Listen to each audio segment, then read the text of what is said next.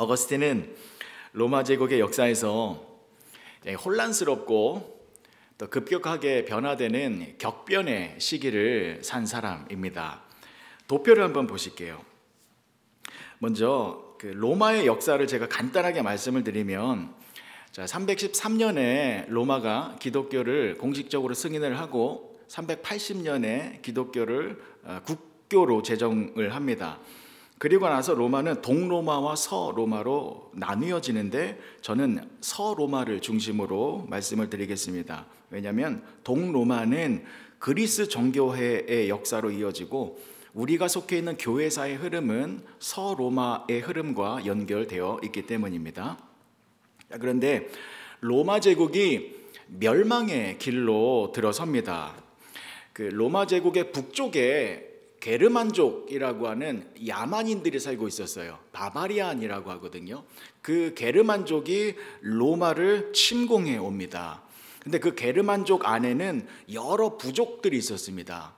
동고트족, 서고트족, 비시고트족, 롬바르드족, 또 프랑크족, 여러 족속들이 로마를 침공하는데 410년에 서고트족이 서로마를 제일 처음 침공해 들어옵니다.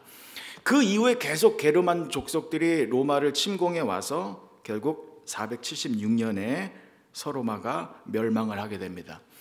그래서 게르만족이 쳐들어와서 로마를 멸망시켰잖아요. 그 게르만족의 각 부족들이 각 지역에서 나라를 세워서 그것이 오늘날 유럽의 나라가 된 겁니다. 예를 들면 게르만족의 프랑크족이 프랑스라는 나라를 만들고 거기서 이제 독일로 또 분열되고 그런 식입니다. 이러한 로마의 역사의 흐름 속에서 어거스틴은 어느 기간을 살았냐면 354년에 출생을 해서 430년에 사망을 합니다. 그러니까 어거스틴의 출생과 사망 사이에 어거스틴의 한 그 일생 가운데에 로마 제국에는 많은 일들이 있었어요. 그 중에 가장 큰 두 가지 사건을 말하자면 로마의 종교가 바뀌는 사건. 그전에는 이방신을 섬기다가 313년과 380년 이후로 아예 로마의 종교가 바뀌죠. 어떤 종교요? 기독교 국가가 되잖아요. 그렇게 종교가 변화되어지는 그 어간의 시기에 출생을 하고 그 다음에 사망할 즈음에는 아예 로마 제국이 멸망하는 국가적인 위기의 상황 속에서 사망을 하게 됩니다. 그래서 어거스틴의 인물이 중요한 거예요. 왜냐하면 그의 일생 동안에 로마 제국의 여러 그 급변의 그런 격동의 시간이 있었잖아요. 그때마다 혼란스럽고 어수선한 분위기를 어거스틴이 기독교적 교리와 사상을 올바르게 정립하여 그래서 올바른 신학으로 교회사를 이끌고 갔다라는 것입니다. 그러면 어거스틴이 어떠한 중요한 일들을 했는지 살펴보도록 하겠습니다. 다시 도표를 보시면 원래 로마는 하나님을 믿지 않는 나라였습니다. 제가 제일 처음에 말씀드렸죠. 로마는 종교 박물관이라는 말이 있을 정도로 다양한 종교를 믿고 있었어요. 그런데 그러다가 313년에 콘스탄티누스 대제가 기독교를 공식적으로 승인해주고 380년에 테오도시우스 황제가 기독교를 로마의 국교로 정합니다. 그럼 어떻게 돼요? 로마는 이제 하나님만을 믿는 나라가 된 겁니다. 그래서 어떻게 됩니까? 제국의 많은 사람들이 교회로 들어왔죠. 교회로 들어와서 세례를 받고 설교 말씀을 듣고 종교 활동을 하기 시작했습니다. 그런데 그 당시에요, 로마 제국에 있는 모든 사람들이 다 기독교인이 된 것이 아닙니다. 여전히 이방신을 믿고 있었던 이교도인들도 많이 있었어요. 그런데 제가 누누이 강조를 드립니다만 크리스텐덤 시대가 됐죠. 로마가 기독교 국가가 되었죠. 그런데 그것은 축복이 아니었습니다. 겉으로 보기에는 교회가 성장하고 교인들이 늘어나서 기독교가 잘 되는 것처럼 보였지만 그러나 그 내면을 들여다보니 진짜 기독교인들은 사라지고 거짓 기독교인들이 늘어나고 있었다라는 것입니다. 거짓 기독교인들이 어떤 사람입니까? 두 가지 포인트입니다. 첫 번째는 거듭남에 대해서 중요하게 생각하지 않는 사람들. 두 번째, 하늘을 천국에 대한 소망을 갖지 않고 살아가는 사람들이 거짓 기독교인들이었습니다. 그러니까 크리스텐덤 시대에는요, 교회를 다니는 기독교인들이 많이 늘어났지만 여전히 거듭남에 대해서 무심하고 하늘의 소망에 대해서 무심한 그러한 성도들이 많았다라는 것입니다. 이유가 무엇이었습니까? 예수님을 믿는 것이 편안해졌기 때문입니다. 자, 313년 전에는 어떤 시대였습니까? 초대교회 시대였죠. 로마가 기독교인들을 어떻게 했습니까? 엄청나게 박해를 했죠. 끔찍하게 박해를 했습니다. 그래서 초대교회 성도들은 어떻게 신앙생활을 했습니까? 거듭남이 가장 중요했습니다. 왜냐하면 내가 예수님의 영원한 생명으로 거듭나서 내 안에 영원한 생명이 있구나, 이 은혜가 있어야 이 현실의 어려움 속에서 승리할 수 있는 믿음의 능력을 공급받을 수 있었기 때문입니다. 그리고 초대교회 성도들은 늘 천국을 소망하며 살았습니다. 왜냐하면 현실의 상황이 너무 어려우니까 이것이 끝이 아니다, 하나님과 함께하는 영원한 천국이 있다, 늘 천국을 바라보며 살았던 사람들이 초대교회 성도들입니다. 그래서 초대교회 성도들은 리얼 크리스찬, 진정한 기독교인들이었습니다. 두 가지를 중요한 신앙의 본질로 가지고 있었죠. 거듭남과 천국에 대한 소망. 그런데 크리스텐덤, 로마 제국이 기독교를 받아들이자 외적인 어려움과 박해가 사라졌죠. 예수님을 믿는 것이 편안해졌습니다. 오히려 국가가 교회에 건물을 제공해주고 힘과 권력을 공급해 주었습니다.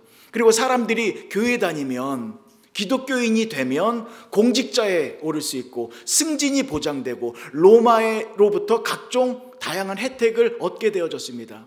그러니 크리스텐덤 시대의 기독교인들은 무슨 생각을 했겠습니까? 거듭남? 천국에 대한 소망? 이런 게 아니라 예수 믿으면 이 땅에서 내가 더 다양한 것들을 누릴 수 있게 되어졌으니 세상을 바라보게 됩니다. 이 세상에서 내가 더 좋은 것을 누리고자 하는 그렇게 변질된 기독교인들과 교회가 만들어졌다라는 것입니다. 자, 이러한 상황 속에서 하나님께서는 어거스틴이라는 인물을 등장시키시죠. 그리고 지난주에 살펴본 것처럼 어거스틴이 회심합니다. 하나님의 말씀으로 거듭남의 은혜를 경험케 되는 것입니다. 그래서 어거스틴은요, 이 거듭남, 예수님의 생명으로 다시 태어나는 것, 이것이 얼마나 중요한지를 알려주기 위하여 참회록이라는 책을 쓰게 됩니다. 자, 이 참회록이라는 책 안에 어떤 내용이 있습니까? 내가 유소년 시절부터 얼마나 많은 죄를 지었는지를 적나라하게 고백하고 있습니다. 그리고 내가 청년이 되고 장년이 되었을 때에 내가 얼마나 음란하고 포악하고 교만했었는지를 가감없이 기록하고 있습니다. 그런데 그러한 나를 예수님이 만나주셨다라는 것입니다. 예수님이 나를 버리거나 외면하거나 나를 포기한 것이 아니라 나를 불쌍히 여겨주셔서 말씀의 빛으로 나를 환하게 비추어 주시사 말씀 대신 예수님이 나를 깊이 만나 주셔서 내가 새로운 피조물로 변화되었다라는 것을 참회록을 통하여 진솔하게 고백하고 있습니다. 여러분, 도표를 다시 한번 보시겠습니다. 어거스틴이 참회록을 언제 썼냐면 어거스틴이 386년에 회심하게 됩니다. 그리고 397년에 참회록을 쓰기 시작해서 401년에 참회록을 완성한 것입니다. 그러면 이 참회록을 썼을 때 그때 시기가 언제입니까? 크리스텐덤 시대에 교회와 기독교인들이 신앙의 순수성을 잃어버리고 있을 때에, 즉 거듭남에 대하여 그 중요한 신앙의 본질을 잃어버리고 있을 때에 어거스틴은 이 참회록을 통하여 거듭남이 얼마나 중요한지를 깨우쳐 준 것입니다. 진정한 기독교인은 예수님의 십자가 보혈로 나의 더러운 죄가 깨끗하게 씻김을 받아 예수님의 생명으로 다시 태어나야 한다는 것입니다. 참다운 기독교인은 말씀이신 예수님을 통하여 내가 영원한 생명을 가진 하나님의 자녀로 다시 태어나야 한다라는 것을 이 참회록을 통하여 사람들에게 알려준 것입니다. 그러니 어거스틴은 그 당시에 신앙의 본질이 무엇인지를 이 책을 통하여 변질된 기독교인들을 각성시키고 올바른 신앙생활을 할 수 있도록 인도해 주었다는 것입니다. 여기까지 이해가 되시죠? 다행입니다. 아직까지는 안 졸고 계세요. 자, 이제 410년으로 가보겠습니다. 410년. 410년은 게르만족의 한 부족이었던 서고트족이 로마를 침공한 해입니다. 서고트족이 로마의 본토를 침공해서 로마를 쑥대밭으로 만들어 놓았습니다. 우리는 그게 뭐 그런가 보다 별 느낌이 없겠습니다만 그 당시 로마 사람들은요 굉장한 충격을 받아서 패닉 상태에 빠졌습니다. 왜냐하면 그 전까지 로마 제국은 외세 침략을 받아본 적이 없었습니다. 여러분, 로마가 어떤 나라입니까? 그 당시에 전 세계를 호령하던 강대국이었습니다. 그래서 지난 800년 동안 로마의 본토가 공격당하는 일은 한 번도 없었습니다. 근데 그 당시 로마 사람들이 얼마나 큰 충격을 받았을지는 우리는 어느 정도 짐작을 할 수 있어요. 왜냐하면 지난 2001년 발생되어졌던 9/11 테러. 미국은 그 전까지 미국 본토를 공격당한 적이 없었지요. 물론 2차 세계대전 때 일본의 진주만 공습은 하와이에서 발생된 것이었습니다. 그러나 9/11 테러는 미국의 본토이고 미국의 심장부인 뉴욕이 공격을 당한 것이었습니다. 그 당시 미국인들의 충격과 패닉 상태가 어땠는지 우리는 여전히 기억하고 있습니다. 그런데 서고트족이 이처럼 로마의 본토를 공격했는데 이건 9/11 테러보다 더 심각한 것이었습니다. 당시 서로마 제국의 건물 몇 개가 파괴된 것이 아니었습니다. 제국 전체가 휘청거리는, 제국 전체가 멸망할 수 있는 엄청난 피해를 당한 것이었습니다. 그런데 문제는 이겁니다. 다시 한번 도표를 보실게요. 자, 로마는 하나님을 안 믿는 나라였습니다. 다양한 이방신을 섬기고 있었던 나라였어요. 자, 그런데 로마가 313년에 기독교를 공인하고 380년에 기독교를 국교로 정해서 기독교 국가가 되었습니다. 여러분, 기독교 국가가 되어졌다라는 것은 무슨 뜻입니까? 하나님만을 믿는 나라입니다라는 거잖아요. 이제 이방신 다 버리고 이방신들 다 안 믿고 오직 하나님만을 믿겠습니다라고 전 세계에 선포한 겁니다. 그러면 하나님이 지켜주셔야지요. 기특하잖아요. 다른 신들 다 버리고 하나님만을 섬기겠다라고 하면 하나님께서 보호하여 주셔서 로마 제국을 천년 만년 지켜주셔야 되잖아요. 자, 그런데 380년에 로마가 기독교 국가가 되고 몇 년이 지나서 공격을 받은 것입니까? 30년이요. 고작 30년. 하나님만을 믿겠다라고 결단한 그 나라가 고작 30년이 지나서 나라가 패망할 수 있는 멸망의 길로 들어선 것입니다. 여러분, 이거 어떻게 설명해야 합니까? 그래서 그 당시에 예수님을 믿지 않고 있었던 로마 사람들, 이교도 로마 사람들이 대노하죠. 화가 났죠. 그래서 기독교를 비난하기 시작했습니다. 어떻게 비난했냐면, 자, 봐라, 우리 로마는 그 전에 이방신을 섬기는 나라였다. 우리가 다양한 이방신을 섬기고 있었을 때는 그 이방신들이 로마를 보호해줘서 로마를 부흥 강대국으로 만들어줬는데, 근데 이방신들을 다 버리고 하나님만 섬기겠다라고 하니 이방신들이 화가 나서 로마를 징벌하고 있는 거다. 그러면서 로마의 패망의 원인을 기독교 때문이다 라고 말을 하기 시작합니다. 자, 그런데 우리 한국에도 그런 경우 많았잖아요. 예를 들면 유교 집안에서 교회 다니는 며느리가 들어오면 집안에 우환이 있을 때마다 저 예수쟁이 때문이야, 저 예수 믿는 것 때문에 조상신이 화가 나서 우리 집안에 문제가 생기는 거야 라고 많이 구박을 했잖아요. 그 당시도 마찬가지 상황이었습니다.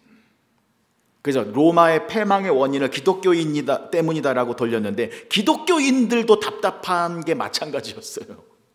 아마 더 힘들었을 거예요, 기독교인들은. 왜냐하면 너무 황당했거든요. 왜냐하면요, 보세요.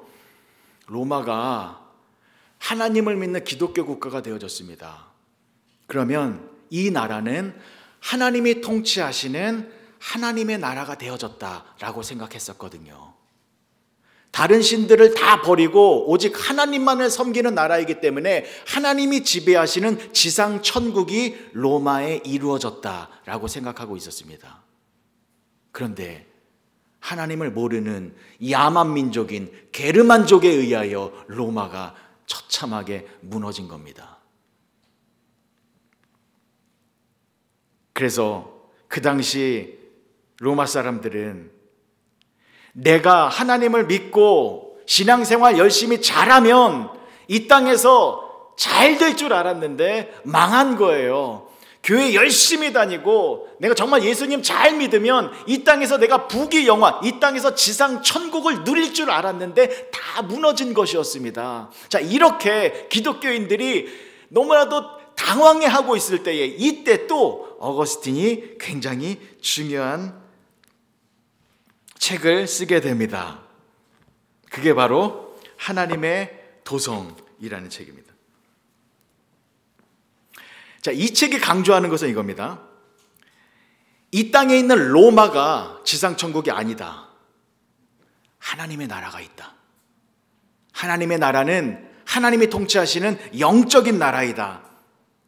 이 땅에는 지상의 도성과 하나님의 도성이 공존하고 있는데 지상의 도성, 이 땅의 도성은 멸망과 심판으로 인하여 없어지게 될 것이다. 그러나 하나님의 도성은 영원한 나라이다. 하나님께서 함께 하시는 하나님의 나라는 사라지지 않는 영원히 존재하는 나라이다. 때문에 하나님의 도성이 진짜 천국이다. 가짜 천국을 믿고 있었던 로마 사람들의 그 변질된 기독교 신앙을 하나님의 도성을 알려줌으로 인하여 진짜 천국을 바라볼 수 있도록 해준 것이었습니다. 사랑하는 성도 여러분, 여기 두 권의 책이 있습니다. 혹시 읽어보셨습니까? 참회록 아니면 하나님의 도성. 아직 안 읽어보셨다면 꼭 한번 읽어보시기를 권면을 드립니다. 아니, 도전을 드립니다. 읽어보셔야 됩니다. 여러분, 이 참회록은요, 아까 말씀드린 것처럼 401년에 완성되어졌습니다. 그리고 하나님의 도성은 426년에 완성되어졌습니다. 무슨 말입니까? 이 두 책은 1600년 전에 만들어진 책입니다. 1600년 전에 쓰여진 책입니다. 1600년 전에 미국이라는 나라는 없었습니다. 한국의 역사로 따지면 고구려, 백제, 신라, 삼국시대에 쓰여진 책입니다. 이 책들은요, 1600년이라는 긴 세월을 이겨내고 여전히 우리들에게 메시지를 주고 있는 책입니다. 이 책 안에는 1600년이라고 하는 세월의 무게가 담겨 있습니다. 그래서 물론 쉽지 않습니다. 글씨도 깨알 같아요. 내용도 어려워요. 무슨 말인지 모를 때 있습니다. 그러나 이 책을 끝까지 읽으면 이것이 내 신앙의 인격이 됩니다. 1600년의 세월을 이겨낸 이 메시지들이 내 안에 들어와서 내 신앙의 자양분이 되어서 나를 성숙한 그리스도인으로 만들어주는 것입니다. 여러분, 기독교 신앙은요, 인격과 함께 성장하는 것입니다. 예수님을 믿는다라고 하는데 인격이 변화되지 않으면 성숙한 그리스도인이 아닙니다. 여러분, 요즘에 성숙한 인격을 가진 그리스도인들을 찾아보기가 어려운 것 같습니다. 예전에는 어땠습니까? 신앙의 어르신들 만나면 고개가 숙여졌잖아요. 장로님들 뵈면 왠지 모르게 그 신앙의 깊이, 그 신앙의 신뢰성이 깊어서 뭔가 이렇게 무게감이 느껴지지 않았습니까? 옛날에 장로님들은요, 말씀하시는 언어가 달랐습니다. 품격 있는 언어, 고상한 생각, 그리고 진중한 품행을 보이셨습니다. 왜 그러셨습니까? 예전의 장로님들은 늘 성경책을 읽으셨습니다. 그리고 늘 위대한 신앙의 선조들의 책을 늘 가까이 하셨습니다. 그래서 그러한 것들이 신앙의 인격이 되어서 벌써 자세가 또 언어가 품행이 달랐다라는 것이죠. 그런데 요즘의 기독교인들은 조금 무게감보다는 가벼워지는 것 같아요. 너도 가벼워지는 것 같아요. 이유가 뭘까요? 제 생각엔 이것 때문인 것 같아요. 이 안에 너무 많은 정보가 있어요. 근데 여기서 얻게 되는 정보는 그렇게 깊지 않아요. 얄팍한 정보를 통해서 그냥 마음이 이리저리 요동치는 모습을 보이는데, 사랑하는 성도 여러분, 성경을 읽으십시오. 성경은 창세기 같은 경우에 모세가 3,000년 전에 쓴 책입니다. 3,000년이 넘는 세월의 무게가 있는 책, 그 메시지가 우리의 심령 가운데 들어옵니다. 그리고 신앙의 선조들이 쓴 이 책들을 꼭 읽으시기 바랍니다. 참회록과 하나님의 도성은 물론이고요, 몇 가지 책이 있어요. 철로의 역정은 다 읽어보셨죠? 그리고 토마스 아켄피스의 그리스도를 본받아라는 책들이 있습니다. 천국 가시기 전에 꼭 한 번씩 읽어보셔야 돼요. 그러면 여러분들의 정말 더 인격적인 성숙한 그리스도인이 되어질 줄 믿습니다. 자, 다시 하나님의 도성으로 가볼게요. 자, 로마가 게르만족에 의하여 야만인들에 의해 무너졌습니다. 멸망했습니다. 자, 지상 낙원이라고 생각되어졌는데 그 지상 낙원이 무너진 겁니다. 어떻게 생각하십니까? 그건 하나님께서 내리신 벌이고 징벌이고 저주라고 생각하십니까? 아닙니다. 그것은 축복입니다. 왜냐하면 가짜 천국은 무너져야 합니다. 가짜 천국은 반드시 무너져서 진짜 천국을 우리가 바라볼 수 있도록 해야 하는 것입니다. 여러분 안에도 가짜 천국이 있습니다. 여러분, 이 세상은 가짜 천국입니다. 이 세상에서 뭔가 더 얻으려고, 더 누리려고, 더 소유하려고 하지 마십시오. 이 세상의 것들은 다 없어지는 것입니다. 그러나 힘들죠. 세상이 계속 우리를 유혹하지요. 여기서 더 행복하라고, 여기서 더 많이 가지라고, 여기서 더 많은 것들을 누리라고 유혹합니다. 그러나 여러분, 정말 속지 마시기 바랍니다. 우리가 이 세상에서 너무 좋은 것들 많이 있죠. 그러나 이 세상 것들 잡을 수 있는 것 하나도 없습니다. 우리 정말 이러한 지혜가 있기를 바랍니다. 세상의 것들 잡을 수 있는 것 하나도 없습니다. 인류 역사상 가장 많은 부귀, 영화, 권세, 권력 누려봤었던 사람 누구입니까? 솔로몬이죠. 솔로몬은 금과 보석이 너무 많아서 은을 돌같이 여겼습니다. 솔로몬은 와이프가 몇 명이었습니까? 3,000명이었습니다. 3,000명. 이건 끔찍합니다. 와이프가 3,000명인 거는 좀 끔찍하고요. 솔로몬은요, 보통의 사람들과는 다른 스케일의 엄청난 부귀영화를 누린 사람입니다. 자, 그런데 이 솔로몬이 뭐라고 고백했습니까? 2장 11절의 말씀입니다. 그 후에 내가 생각해 본즉 내 손으로 한 모든 일과 내가 수고한 모든 것이 다 헛되어 바람을 잡는 것이며 해 아래에서 무익한 것이로다. 바람을 잡는 거래요. 솔로몬은 다 잡아봤습니다. 금은 보화, 권세, 권력 다 잡아봤습니다. 근데 결국엔 뭐예요? 아무것도 없대요. 바람처럼 다 사라진다라는 것입니다. 이 솔로몬의 지혜가 여러분들에도 있게 되기를 축복합니다. 이 세상에서 우리가 잡을 수 있는 것 아무것도 없습니다. 때문에 우리는 사라지지 않는 것, 변하지 않는 것, 없어지지 않는 것을 잡아야 합니다. 그것이 무엇입니까? 하나님의 나라입니다. 영원히 존재하는 하나님의 도성, 그 하나님의 도성을 우리는 반드시 소망하며 붙들며 살아가야 한다는 것입니다. 그래서 정말로 거듭난 사람들은, 진짜 기독교인들은 이 땅의 것들을 부러워하지 않습니다. 하나도 부럽지가 않은 것이죠. 이 땅에서 뭔가를 누리려고 하지 않습니다. 저 천국의 것을 더 갈망하며 사는 사람들입니다. 그러나 여러분, 저는 극단적인 종말론자는 아닙니다. 이 종말론을 잘못 해석한 사람들은 굉장히 위험해질 수 있어요. 이런 사람들 주위에 있습니다. 이 세상의 것은 무가치하고 가치가 없고 영원한 하나님의 나라가 정말 중요한 것이니 어떻게 합니까? 직업을 버리고, 가정을 버리고, 아이를 버리고 오직 기도하며 예수님 오실 날만을 기대하고 있는데 이단입니다. 절대로 그런 곳에 가시면 안 됩니다. 여러분, 정말로 진정한 기독교인, 즉 천국에 대한 확신의 소망을 가지고 있는 사람은 이 땅에서 남들보다 더 열심히 삽니다. 더 땀을 흘리며 살고, 더 성실하게 살고, 더 정직하게 삽니다. 왜 그렇습니까? 믿어지거든요.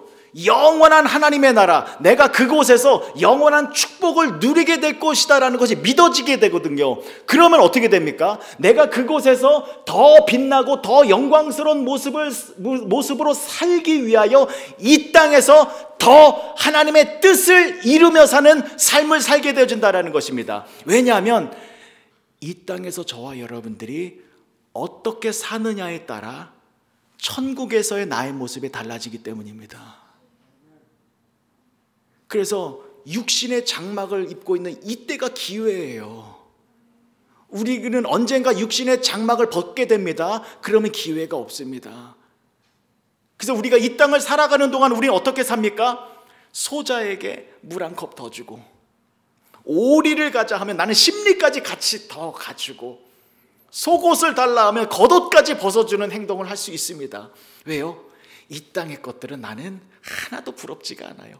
왜냐하면 저 천국에서 영원히 축복을 누리는 것이 진정한 나의 모습이기 때문입니다. 오늘 본문의 말씀을 보시면 히브리서 11장의 말씀이잖아요. 히브리서 11장은 믿음장이라고 합니다. 하나님께서 인정하시는 믿음의 사람들이 쭉 열거되어져 있습니다. 그런데 오늘 본문의 말씀을 보시면 그 믿음의 사람들이 어떠한 특징을 나타내고 있는지 설명해 주고 있습니다. 먼저 13절의 말씀 보실게요. 이 사람들은 다 믿음을 따라 죽었으며 약속을 받지 못하였으되 그것들을 멀리서 보고 환영하며 또 땅에서는 외국인과 나그네임을 증언하였으니. 우리 믿음의 선조들은요, 하나님의 축복의 약속을 받았잖아요. 그렇죠? 근데 그 약속의, 축복의 약속들을 이 땅에서 다 누리지 못하고 죽었다라는 겁니다. 예를 들면 이렇게 아브라함 예를 들어보겠습니다. 이 13장 전반부에 아브라함 얘기가 나옵니다만, 아브라함에게 하나님께서 어떤 축복을 주셨습니까? 먼저 너에게 자손이 있을 것인데 하늘의 별과 같이 땅의 모래와 같이 많은 자손을 줄 것이다. 그리고 두 번째, 이 가나안 땅을 너와 내 후손에게 줄 것이다. 그럼 아브라함은 생각하겠죠.